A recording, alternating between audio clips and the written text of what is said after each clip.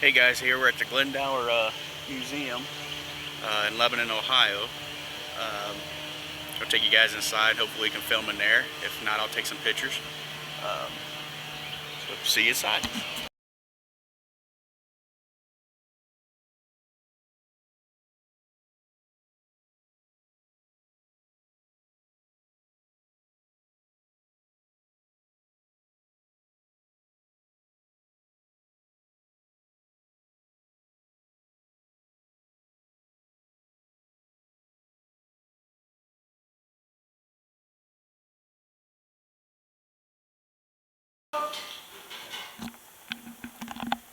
Like a chicken or a roast or something. You had a spit. You know what a spit is? No? Do we have a spit in here? I haven't been here for a while. It's a metal piece that goes in there that you put through the chicken. Say you're going to have a roast chicken. And it laid on here, and then this went over this, and when they built a fire in the fireplace, it heated it up enough to cook it. So it's pretty interesting. What do you think that is? You would have no use for this. This was for girls. Curl their hair. Curl their hair. You put this thing, you put this in there and got it hot. Then you put this in here and left it long enough to get hot enough that you could wrap it around there and it would make curls. Like a curling iron. Yeah. Now a lot of people had fancy clothes it was like this around the neck. It was just for, and just to look nice. Like a frill. Yeah. Well, when you're ironing, you put this thing in the heat, put the piece of fabric on there, and then they did that, and when it came out, it looked like that. And that's fruit. I think it is. I think you're right. It's in the middle. It's old. Be careful if they go. It wasn't broken the last time I was here. That's older than me. That's old. They're pretty old. Here's a high chair. Oh, let's see. That's a baby. Look how old that high chair is. Yeah. So all these things they used to cook with. They used to cook over the fire. Hey, I don't think you want to eat that. That's just for looks. It looks real because it has sugar. Yeah. Yeah. Sugar looks Pretty. real. You see their broom? There were only three families that owned this house. I might have played their music box. There we go.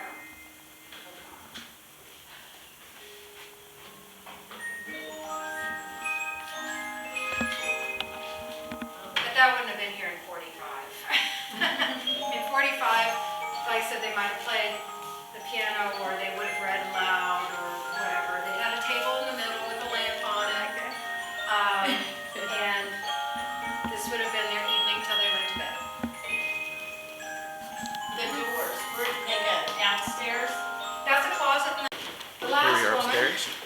whom we bought from her estate, she was in such bad financial shape that she closed the whole house except for this room. She had her bed here, and she had a bathroom around the corner. And lived here in a very kind of camped out situation. Wow. You don't mind being on camera, do you? No. Okay. I'm used to it. Hey, he's into a lot of history and stuff. And Are you local? yeah, from Cincinnati. From Cincinnati, okay. Yes. Well, this is the founder of Lebanon, Ichabod Corwin. And, Cincinnati was part of the Sims Purchase, which was a big real estate scheme. So Sims had bought a big bunch of land, and he had it all surveyed into plots, and they went back east with flyers and come to Ohio and selling the land, right? Lebanon is the northernmost boundary of Sims Purchase. And Ichabod Corwin bought a big chunk of land from Sims and chopped it up into little lots and made Lebanon. And he did very well. He was also a farmer. But you can see he's got the fancy hairstyle of the day. This is about 1835. He's got a beautiful stick pin or something tie type thing for his shirt. And He's got some papers showing he's a man of business and all that. About maybe 3 or 4 years after this was painted, he was kicked in the head by a horse and killed. Oh no. So he didn't survive. He was like 67 or 8 when that happened. But the man in this room is his brother, over the mantle, Matthias.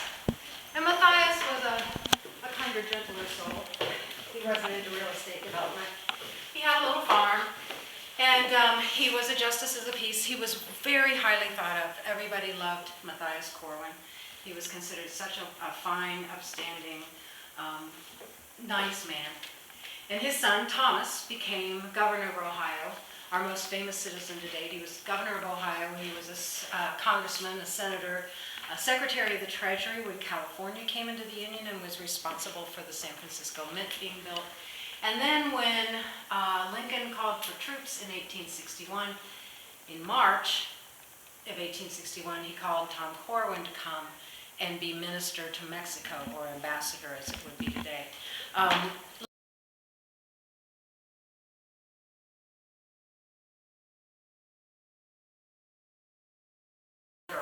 So we might have had the 3 boys in here, but we call this Rigdon's room.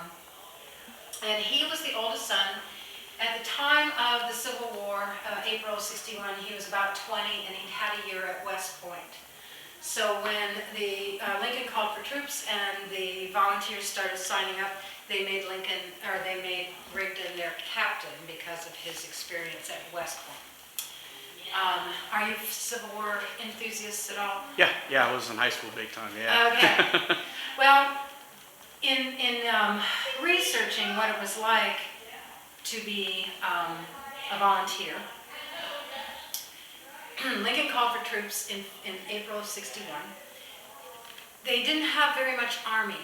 The U.S. had a very small army left over from the Mexican War. So they were going to have to get volunteers. But they hadn't made any plans for the volunteers.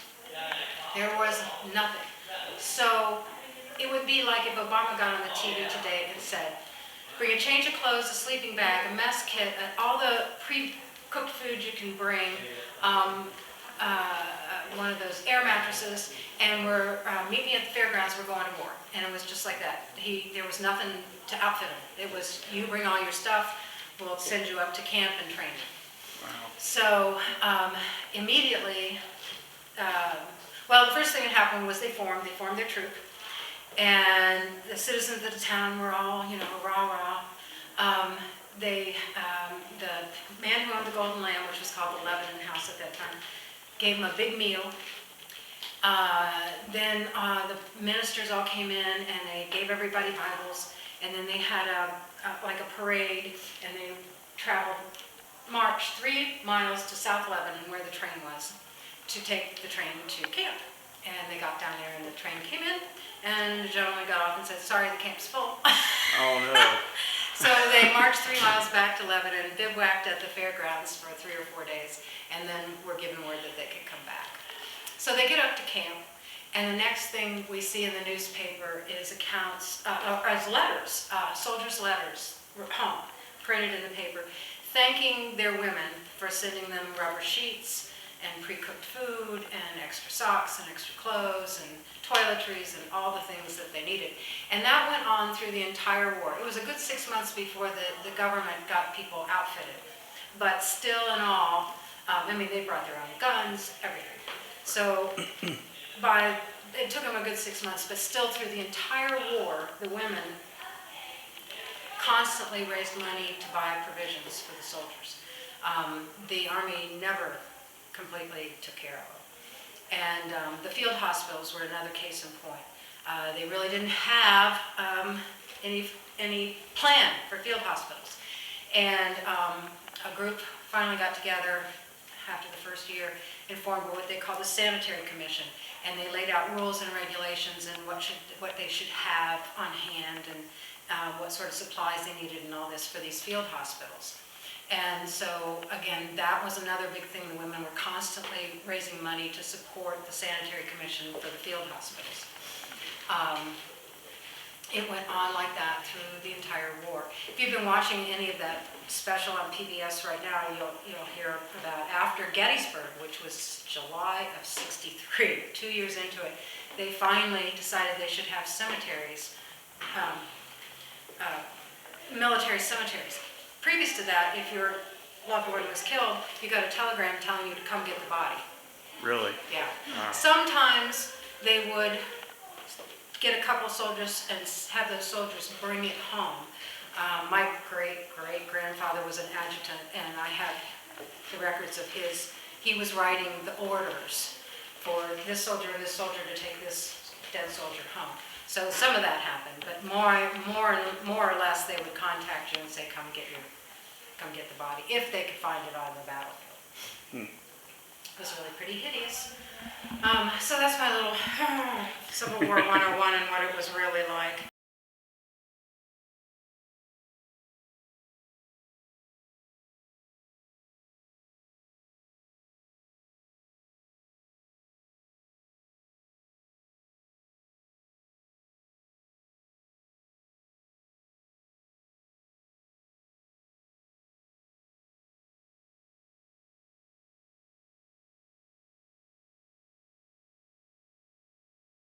Go down there, you'll see it.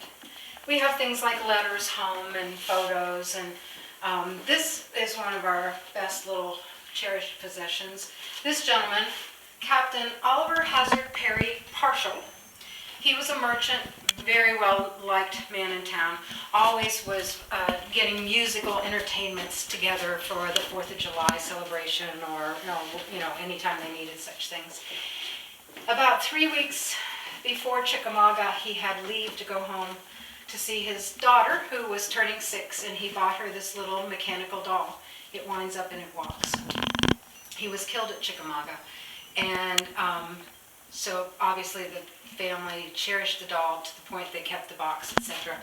And when we were opening the house, the family donated the doll to us. So it's one of our most prized little possessions. It's got a nice little story. Ormsby Mitchell had spent his childhood here, and Ormsby Mitchell was a Corps of Engineers soldier and in the Corps of Engineers. He was the person responsible for the Cincinnati Observatory. During the Civil War, he was responsible for defending Cincinnati. Fort Mitchell is named for him. You're too young to remember a Disney movie about the Great Train Race. But he had sent a detachment of soldiers to capture a train in, I think it was Tennessee or Georgia, a Confederate train. And Disney made a movie out of it. Fess Parker was the star. It was a really neat movie when I was a kid. Anyway. What is it called? I'm not sure if it's the Great Train Race or what. But anyway, this attachment of soldiers under Ormsby Mitchell was to go down. They were spies. They went civilian to capture this train and try to bring it north, get it away from the Confederacy, steal it and bring it north. They were not successful. They were all captured and hung. And shortly after that, Mitchell was killed in battle. Yeah, I'm sure one of our viewers tell me on YouTube. Oh, well, yes. Yeah, we got a lot of... Yes. Well, the other person that died at Chickamauga, and he didn't die at Chickamauga, he died at another battle, but the other person from Cincinnati that's well revered was General Lytle Park, etc. And he was also killed at Chickamauga. It was not a good battle for the Union.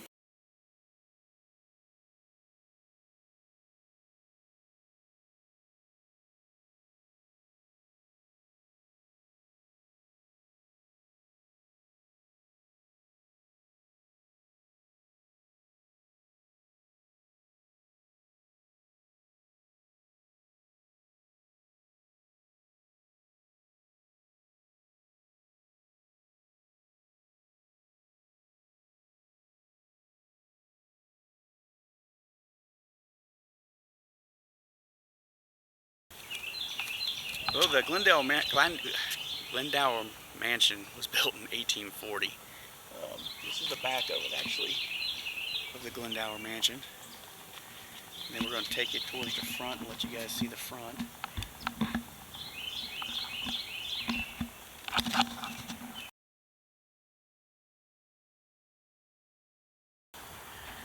Here's the front of Glendower Mansion.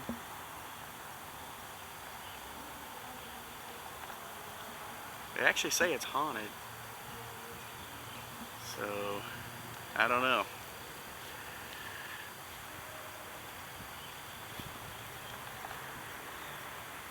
This is the front of the gardens.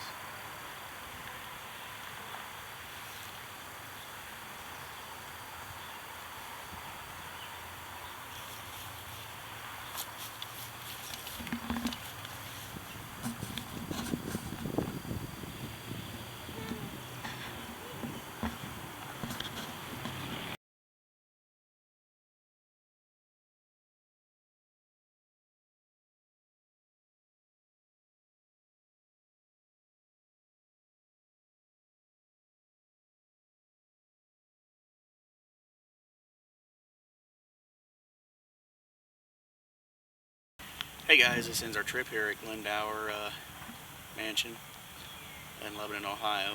Hope you guys enjoyed it as much as we did. So until next time, remember we're always on the go. Till our next adventure. Bye.